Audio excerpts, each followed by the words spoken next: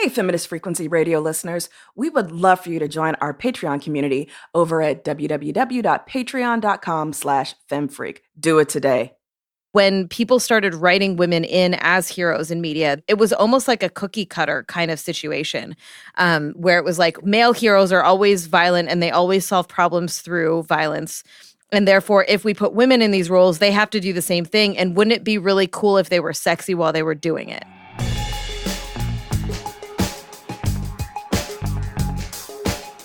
Welcome to Feminist Frequency Radio. This is the show that asks you to be critical of the media you love. I'm Anita Sarkeesian, and I am joined by two battle-hardened female action heroes, Carolyn Pettit. I don't know. I got nothing. And Ebony Adams. I am actually a very delicate flower. Today we are going to be talking about the so-called strong female character. Some of the problems that have existed historically with characters who might fall under this umbrella term, and how we've seen characters of this type evolve in recent years. Hello, everybody. How are my friends today? I don't know. How are they? Hey-o.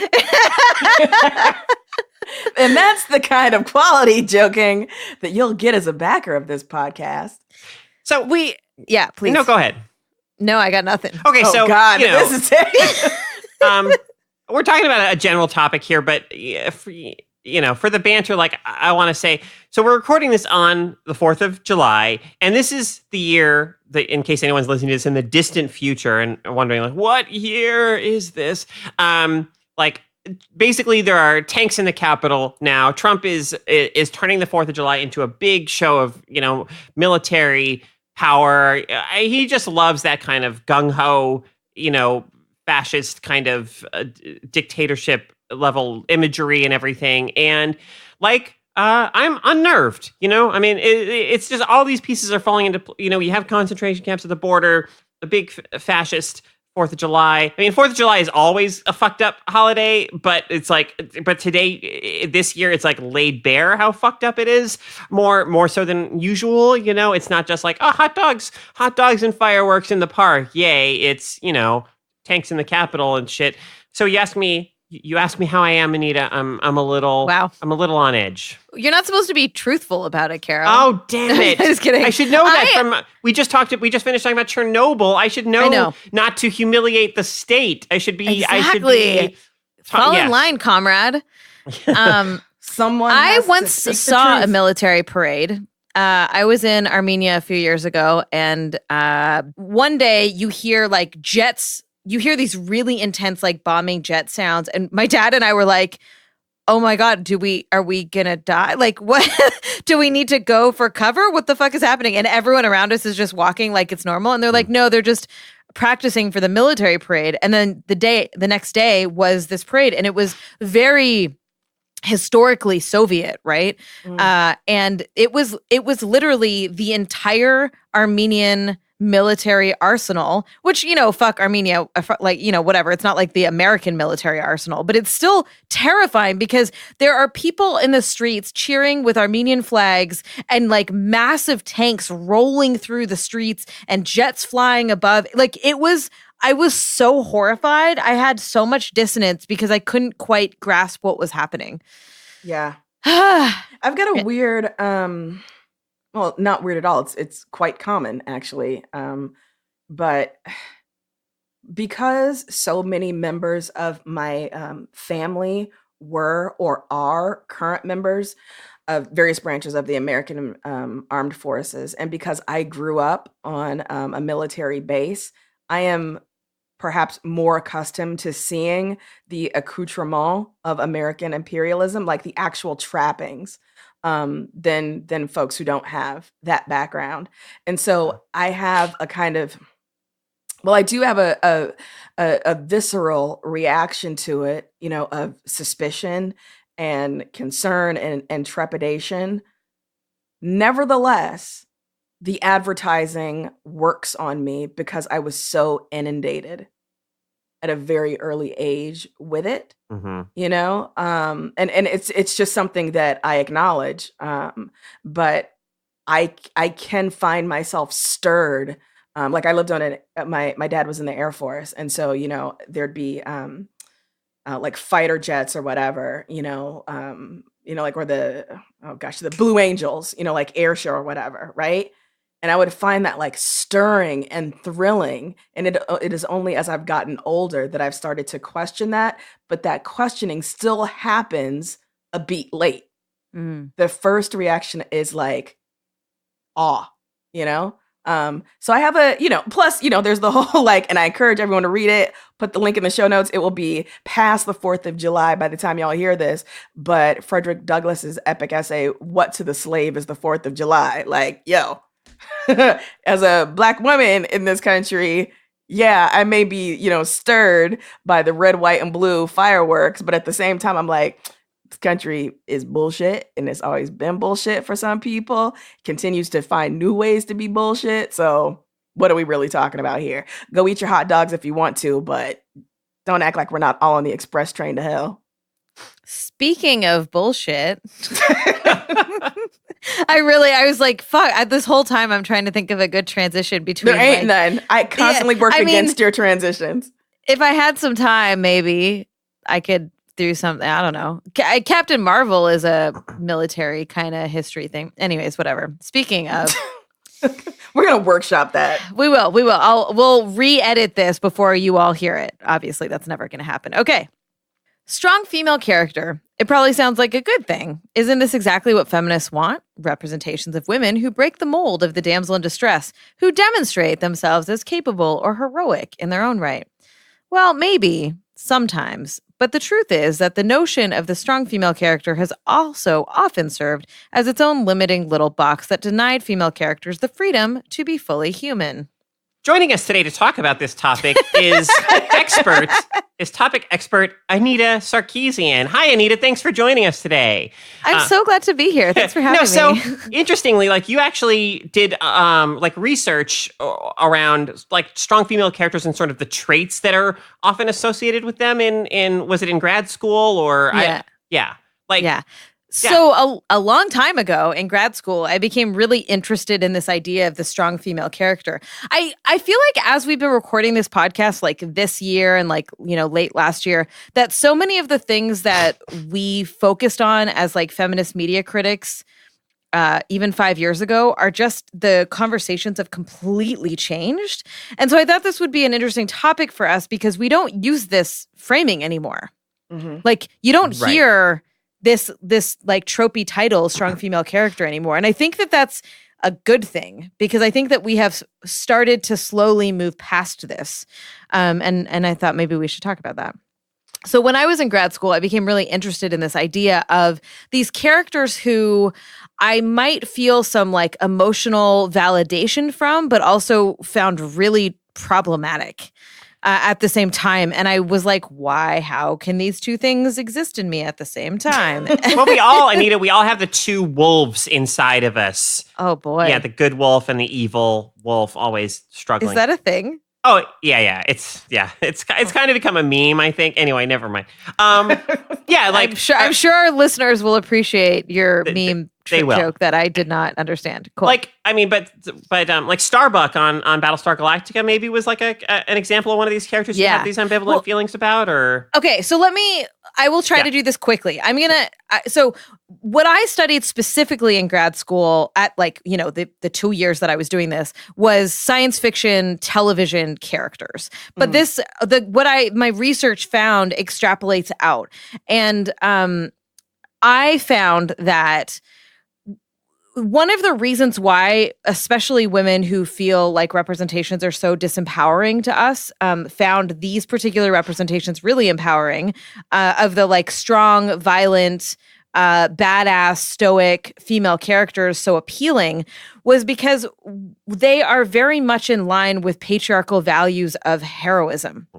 And I actually wrote out, I made a bunch of charts because I love me a chart, and did all of this research around what are the values that we assign to these characters.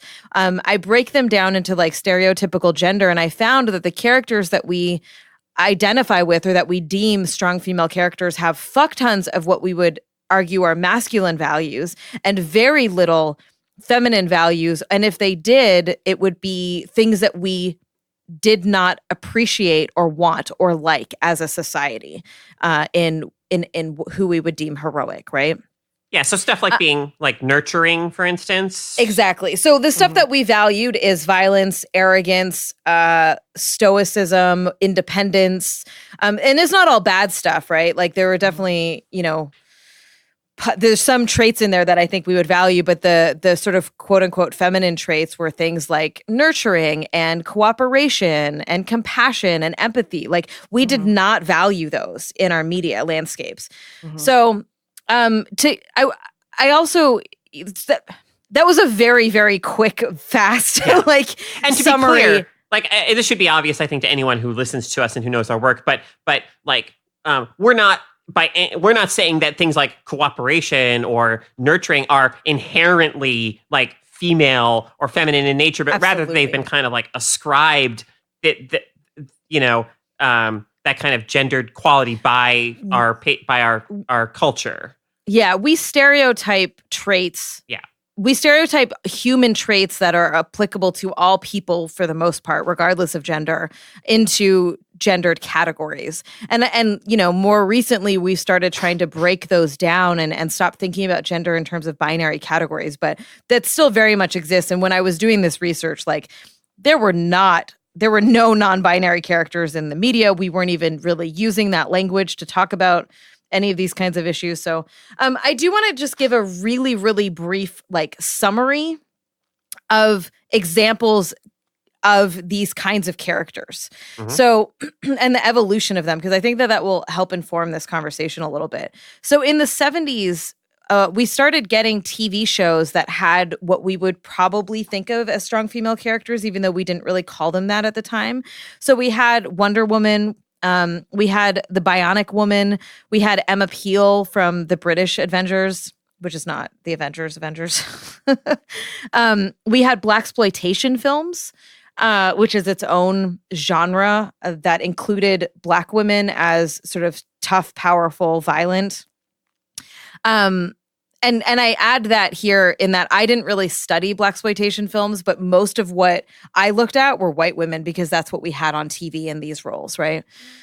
In the 80s, we had Ripley from Alien. We had Sarah Connor from Terminator 2. And notably, that scene of Sarah Connor doing pull-ups was, I think I've mentioned this before, but was the first time you saw a woman's body look like that, right? Like being muscly and ripped. So all of these other women were while they were thin, they weren't built or ripped. And I'm throwing Princess Leia into this general late 70s, early 80s category. Oh, yeah. And then we start getting into the 90s and 2000s. And this is when we start really seeing the rise of the sexualized, violent woman that we have deemed the strong female character. So the Charlie's Angels remake, the Tomb Raider movies, I'd put Kill Bill in this category as well. Megan Fox in Transformers jokingly referred to her character as a strong female character. Xena. And so those are feel like a bit of a time capsule now. 2010s, we had Fury Road with Furiosa, which I think is a very specific benchmark for the shift between the very narrow representation of strong female characters in that time period versus what we see now. I think that was kind of a line for us, historically speaking. And then I would say now we would talk about characters like Rey from The Force Awakens, Captain Marvel, the new Wonder Woman, Black Widow, Hela in Thor 3.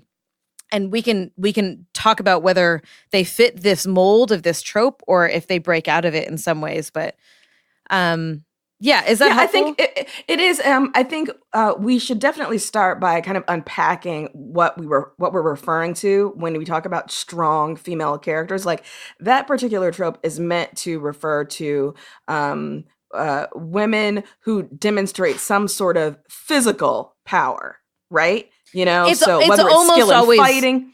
It's almost always physical, but not necessarily. Yeah. Right. But typically when we talk about, a strong female character of, this particular model, we're not talking about like a grizzled old farm woman, who's been forced to keep like, the farm going after her husband dies or something, right? We are usually talking about, a character like Buffy who can fight and who can stab, or, Sarah Connor or Gato, whatever the iteration of that character is. The point is there is some level of like physical dominance that we are supposed to be celebrating. And like, it's not an interior strength, I guess is what I'm saying. Like this person has the ability to overcome adversity, like they're dealing with their depression well. We're talking about people who can kick ass. And that's also because we had such a lack of, like, women were not heroes in media. And when people started writing women in as heroes in media, it was almost like a cookie cutter kind of situation, where it was like male heroes are always violent and they always solve problems through violence. And therefore, if we put women in these roles, they have to do the same thing. And wouldn't it be really cool if they were sexy while they were doing it? And so this is anecdotal, obviously, but my experience of, kind of growing up or with films like, say, Aliens, with, Ripley's kind of shift into an action hero in Aliens, from just being more of like a survivor in Alien, and stuff like that, is that like the young, a lot of, anyway, the young men, the boys and young men that I grew up with and were around me, like really really responded positively to these characters on some level. Like, we're fired up about them. And I keep thinking about how, again, my perception is, like, they, on some level, probably responded to them so positively because of the ways in which they exemplified, a lot of the same kind of, male coded, or masculine virtues of heroism that male, action heroes did, and wouldn't have, responded to them in that way if these characters had evidenced, more in the way of like real compassion, empathy, cooperation, those kinds of things. And so, like, while obviously for a lot of girls, young women and stuff, like, these characters, I think, provided a very necessary alternative and to what was on offer. There's also it's also, I don't know, it's very clear to me the ways in which these characters still kind of reinforced a sense of certain characteristics being like undesirable for anyone, for men or for women to possess. Yeah, I think one of the things that it'd be useful to tease out is the different models that are available to us of this character, and how those categories start to reveal themselves when you highlight different categories. So age, for instance. So you think about a character like Sarah Connor in the first Terminator film versus Sarah Connor in the second Terminator film. She's older and now she's a mother, right? And so what we get is something like the use of that power is employed to different ends and is allowed to manifest itself in different ways as that franchise goes on. I think about Ripley and how she ages in that franchise, and how her body shifts and how what's required of her shifts. So I think, we need to pay attention to age, to race, obviously, but also crucially to genre. And what is it about the, like speculative, spectacle genres like science fiction, like action cinema, like Westerns, that are particularly fascinated by the construction of this myth of the, like the rootin' tootin', gun shooting, ass kicking woman who's still insanely hot. Yeah. And I think that's like a part of this is it felt like, okay, well, women are allowed to come into this place, but they have to be tropey as fuck, right? Like they don't get to have any of the complexity that male heroes are offered, right? They have to be mothers. They have to, what have you. And they have to be hot while they're doing it. And that was really like in the 90s and 2000s. So I think Ripley and Sarah Connor, I mean, they're both from James Cameron, right? They're both from the same creator, right? Well, no, but that's the thing. Ripley exists before James Cameron, right? So Ridley Scott, directs the first film. Obviously not the writer of the first film. And of course, people talk about how Ripley was originally created or written as a male character.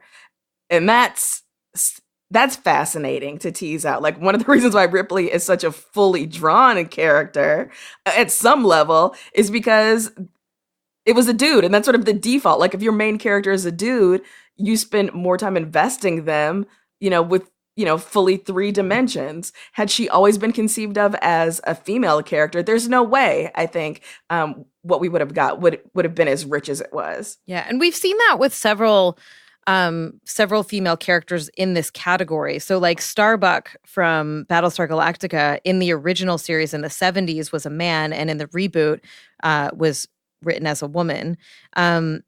And then, like, the movie, I don't know if you remember the movie Salt with, I think it was Angelina Jolie. Oh, yeah. Like, that character was written as a male character first and just kind of, like, gender swapped. Mm-hmm. And that was something that I think in this time period of, like, the 90s, 2000s, 2010s, as 2010s maybe, that as more cultural critics got a bigger platform, we saw the studios being like, fuck, how do we deal with this issue that we're getting like slammed for only having white men as our main characters?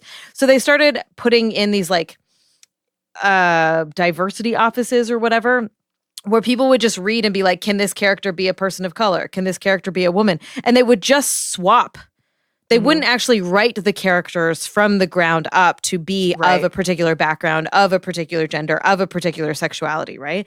And you can feel it in those characters, that there's not a authenticity or a genuineness or like a soul there, right? Mm-hmm. They're just cookie cutters of male characters.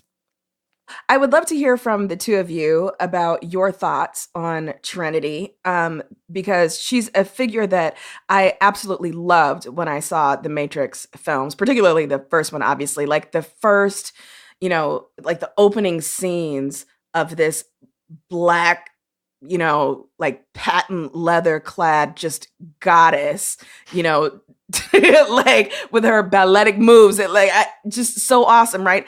And then to have her sidelined narratively in the way that female characters always get sidelined by the dude who turns out to be the one. Like, you have this woman who's been training her whole life as a badass, but this dude comes in and essentially goes to like badass day camp, badass vacation Bible school, and suddenly he's the one. Fuck that. Like, I love you, Keanu, but I hated that. And so, but Trinity, nevertheless, like, she exceeds the bounds for me of just like the standard sort of female character, perhaps because just I love Carrie-Anne Moss so much. But I'm interested to hear what y'all think of characters and characters like her. Well, unfortunately, it's been so long since I've seen the Matrix films, to be honest. But I mean, certainly just as a cinematic figure, as an image, I mean, Carrie-Anne Moss and Trinity, I mean, are so powerful. I mean, she's just stunning aesthetically. But I feel like the character, is not unlike sort of Sarah Connor in some ways in preparing in Terminator 2, as she prepares for Judgment Day and this grim future that she knows is coming, that the reality of Trinity's life is such that she's had to kind of cut out a lot of the more compassionate aspects of herself. And so, that she does have that limited range too, as a character, that, as a pattern for what we sort of now somewhat critically refer to as the strong female character, that she does kind of perpetuate that idea of, of us wanting these female characters who are cold and strong. And I mean, she may have little moments of expressing other characteristics, but it's not what I remember from the films. Well, and also like a Trinity and Sarah Connor and so many other strong female characters, like the point of that character is for them to keep the main male character alive, right? It's never like these main characters keeping them alive. It's like your importance as a character is that you keep the one alive, and it's a dude. I would argue that Trinity is squarely this trope. Like she fits 100% in it. In that, like, she doesn't. There's so many problems with that character. Like, I'm not really that big of a fan of her outside of the way that, like, I would be of, we'll talk about Fury Road on another episode, I think, but excuse me. But I think that in the same way that we have this physical reaction to these women who are tough and powerful because we often feel disempowered in our own lives, it doesn't mean that they're like good representations for us, right? So like the emotional side of me and the intellectual side of me don't mix. And she doesn't evolve or grow or have depth. Like, she is cold, she is stoic, she is violent, she's beautiful while she's doing it. And then she falls in love with the guy who's the hero. Like, and I'm talking about just the first movie, at least. Like, there's nothing else. She doesn't evolve or grow outside of her love for Keanu. Yeah, which has been foretold, right? and I think that distinction that you mentioned is so important, and one that maybe gets sidelined a lot in these conversations. Is it is understandable, I think, why you might like the character, like why you might respond positively to the character, given again, like how much, when you feel sort of disempowered in your own life, these images, they offer you something that you really need in your stories. But I think that, I don't know, I just feel like it's there's so often not a willingness or a desire to think past, I like this, it makes me feel good, often that is then, therefore it is good, and not to think about like how it's more complicated than that, and how we, again, and I know this is so basic to the whole feminist frequencies thing and being critical of the media you love, but like, it's still, I think, really important that we think past just like our own emotional responses to something, which are valid and not to be dismissed by any stretch, but to acknowledge that there's more to media and its impact than just like our personal, immediate emotional reactions to it. I don't have the ability to do that where Carrie-Anne Moss is concerned, but I can with others. I feel like we do really need to question like what we find empowering. And, this has been a debate that I've been a part of for years in terms of like our fantasy lives are not removed from patriarchy. So we might find things empowering and exciting and erotic and whatever that are not actually healthy. And I'm not here to like police everybody and all of their like, everything that everyone thinks ever by any means. But I do think that it's important that we question some of that if we want to get to a place free of oppression. And so in a lot of these representations, like, I think we really do need to be cognizant of like, why do we feel the way we feel when we react to certain things? Like, should we be uncritically loving of Trinity, of Furiosa, of fucking Wonder Woman? Like, the answer to me is no. The answer to some other people is yes, right?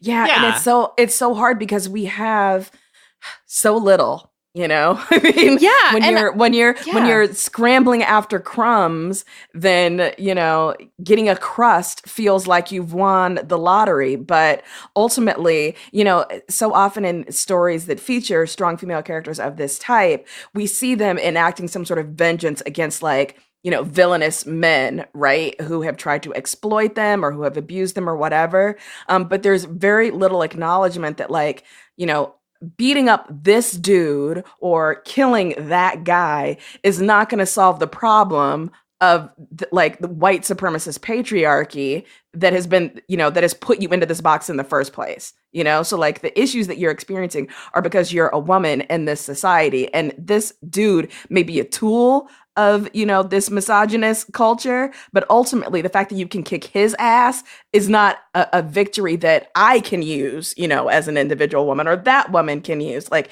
you've taken care of this one person. It has not dismantled the system. And so the strong female character exists to be satisfying on that individual level, but does not do anything or enough for women as a whole.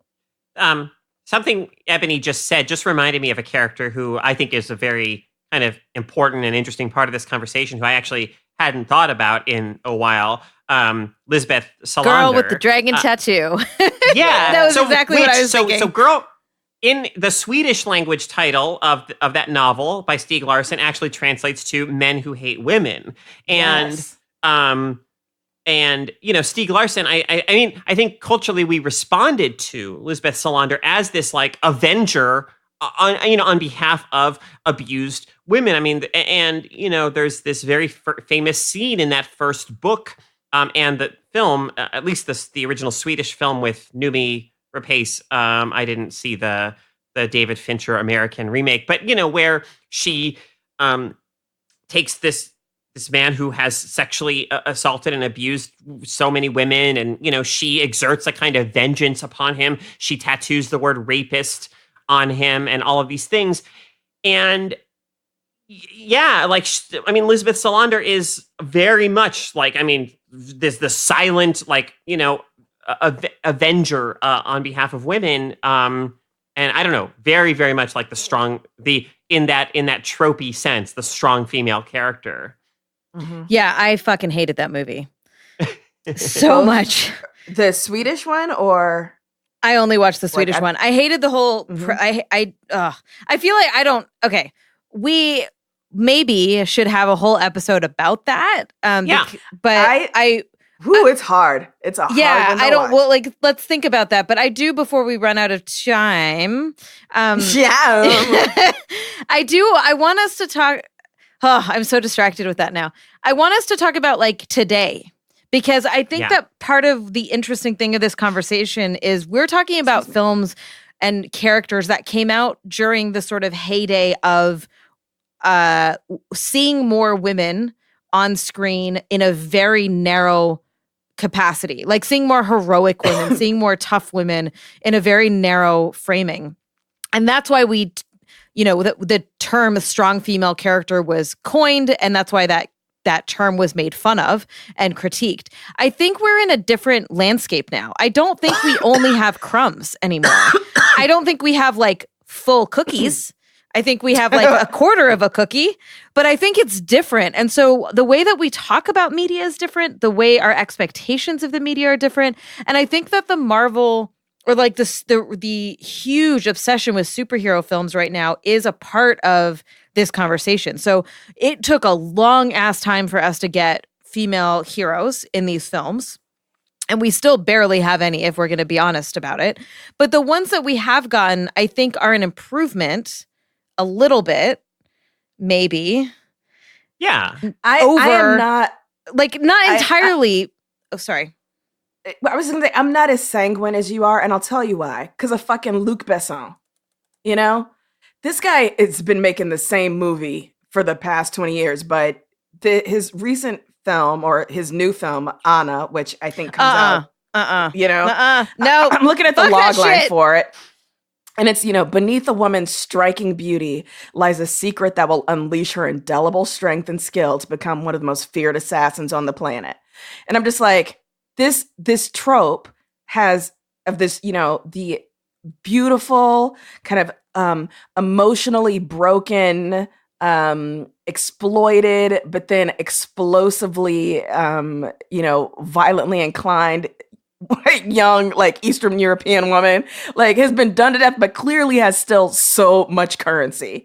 And as long as it continues to have as much currency, I just have very little. I don't think it has as much currency though. And I think that's my point, is that I feel like that movie, and he also made Lucy, which did not do well either.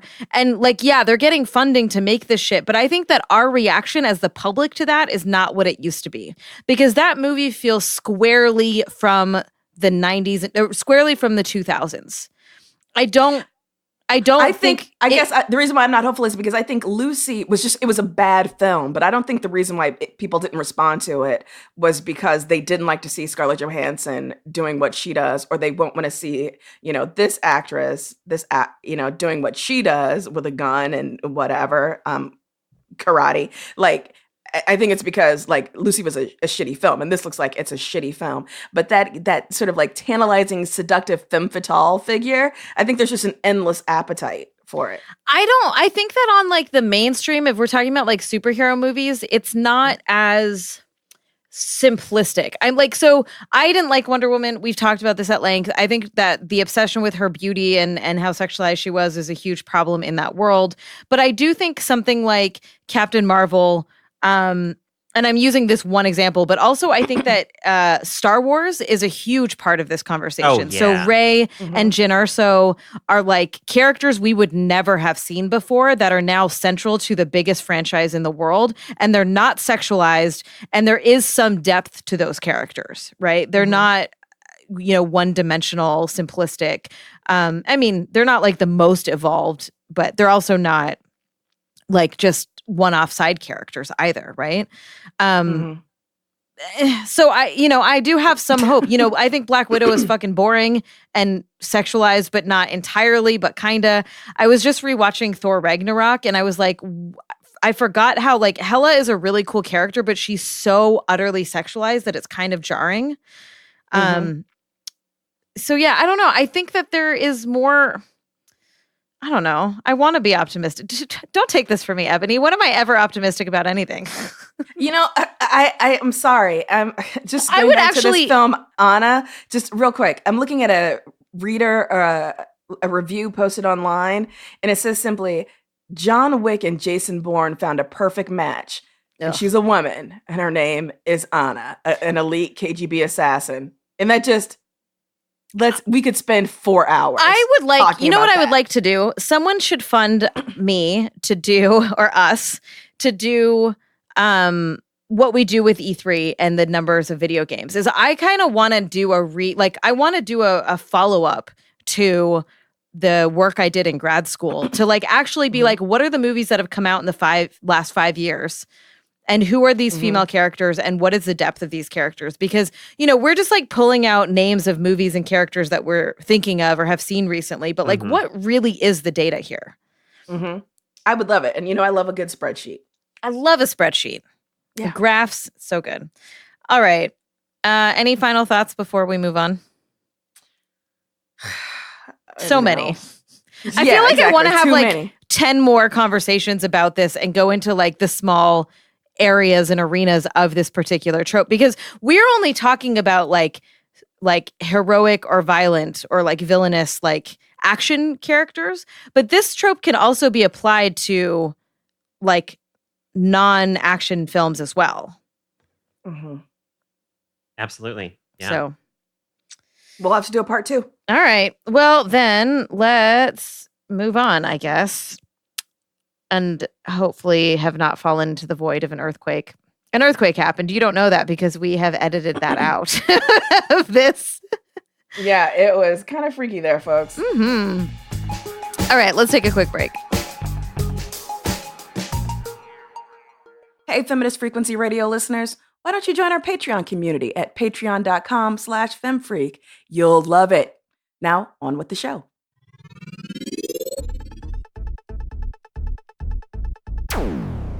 All right, y'all, let's freak out a little bit. What is making you feel feelings, Carolyn? Let's talk about Super Mario Maker 2. Let's. Yeah, Super Mario Maker obviously came out on the Wii U. It was a really neat game that allowed players to create their own Mario levels and upload and share them for other folks to play. And Mario Maker 2 is basically more of the same, but it's more robust. It does include level elements and features and things that the previous game didn't. It's just a neat game in my view. I stream it fairly often on our Twitch channel, twitch.tv/femfreak. And what's neat about it, or part of what's neat about it, is just the variety of experiences that you get playing it. You might get levels. There are levels you can play that are kind of traditional, Mario platforming levels. Some of them, quite easy and just kind of low key and pleasant. Some extremely challenging. And I sort of enjoy sometimes on stream, like trying to overcome a particularly challenging level, because it's it's rewarding to finally complete a particularly tough level, on stream while other people are kind of watching and cheering you on. But also just, people find ways to do interesting kind of puzzle solving levels, or, levels that have kind of atmospheric elements that create a certain kind of mood that you may not expect from like a traditional Mario game. And it also has a pretty robust story mode. That's all levels created by, Nintendo itself that are included in the game that do a lot of clever and interesting things with the level creation tools. And yeah, so it is exactly what you think it's going to be. It's nothing like mind blowing, but it's really solid. It's really fun, and it's particularly, again, something that I enjoy. That I enjoy streaming because it's fun to kind of share with other people, with viewers and stuff, the experience of seeing what a level is going to do or what it's going to offer you. So, yeah, maybe buy Super Mario Maker 2 if you like 2D Mario levels, or maybe tune into give us a follow on Twitch at twitch.tv/femfreak and watch me try to tackle some Mario Maker levels from time to time. Cool. Ebony. Anita. Do you have feelings? I don't. Okay. We'll just skip you this week then. You can skip me if you want, because I'm at the same place I was last week. Are you freaking out about the earthquake? The fucking state of the world. No. I was giving you one there. No, I can give a quick freak out, which I almost don't want to do it because it deserves so much more than this, but Courtney Milan is this amazing, amazing romance writer. She is someone whose like variety of characters is just phenomenal. The books of hers that I have read have been the ones that have been largely like the late Regency Victorian ones. She has, speaking of strong female characters, but where that's actually a good thing and not a tropey thing at all. You have these women who are scientists and just, thinkers and business owners. They're so real, and the books are funny and incredibly hot too. And she has a new one out about this romance between these two older women, older, like 73 and 69. And I'm in love with Courtney Milan. So she deserves a bigger freak out than that, but my spirit is broken by this country. So unfortunately, that's all I can deliver. Reasonable. Yeah. I hope so. I was out of town for a little while, and I, on a whim, downloaded a game because I was like, I haven't played a game in a while. Why don't I do that while I'm traveling a lot? And so I downloaded this game that I knew nothing about. It was a Metroidvania style platformer. It had the sort of like visual ambiance of Super Metroid, and it starred a cat. So I was like, I'm going to try this. It's called Gato Roboto, which is great. It's by a studio named Doinksoft in Oregon. It was published by Devolver. Y'all, I fucking loved this game so much. I loved it so much that I actually 100%ed it, which I have not done that in a really long time. The last time I 100%ed a game, I think, was Hitman Go. Yeah, I played this on the flight. I played this like nonstop. Like people just kept being like, come do a thing. And I was like, yeah, I'll be right there. I have to finish this boss fight. It is, I like the couple of things I didn't find on my own. I went and looked up because I was like, I have to get it done. It is so good, y'all. Like if you like, so I am very partial to Metroidvania style games. I really like platformers. Super Metroid I fucking loved. Like this is very much my style. So I'm going into this already wanting to like it. But it's so rare that I find a game that I think does it so well. Like it's funny, but it's also got the really intense dark ambiance, the sounds, the visuals. It is a game that is scoped so perfectly. It doesn't try to do too much, but it has just enough. It's challenging just enough. Some of the boss fights were really fucking hard. I like struggled with a bunch of them. And even then, when I was like, oh, I'm never going to get past this, I still just kept trying. There was like one boss fight that I think I did like 50 times before I could finish it, before I succeeded. So yeah, I loved it. If that's your kind of thing, pick it up. I played it on the Switch. I think it was like $8 or something. Like I think it was less than $10. Maybe we'll stream it on our Twitch channel since that seems to be the theme of our freakouts. This day. But yeah, Gato Roboto. A+. Neat. A+ game. Rad. You can submit your own freakout at feministfrequency.com/freakout, FREQOUT. I know we have a couple that are in the queue for next week, so give us more.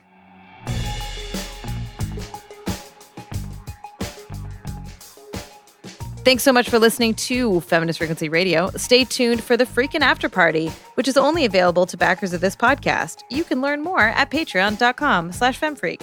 This week's bonus episode is how we freaked out about an earthquake. If you haven't yet, go to iTunes and subscribe, rate, and review us. You can follow us on Twitter, Instagram, and all the social medias at FemFreak. This show is engineered by Rob Pera. Sarah Norellis provides technical support. Artwork is by Jamie Varon. And intro music by Phil Circus. You can find us everywhere great podcasts are found. I copied and pasted this poorly. Sorry. Nobody knows that. This episode's a fucking disaster, y'all. Tune in next week for a better episode. Bye. Later. Bye.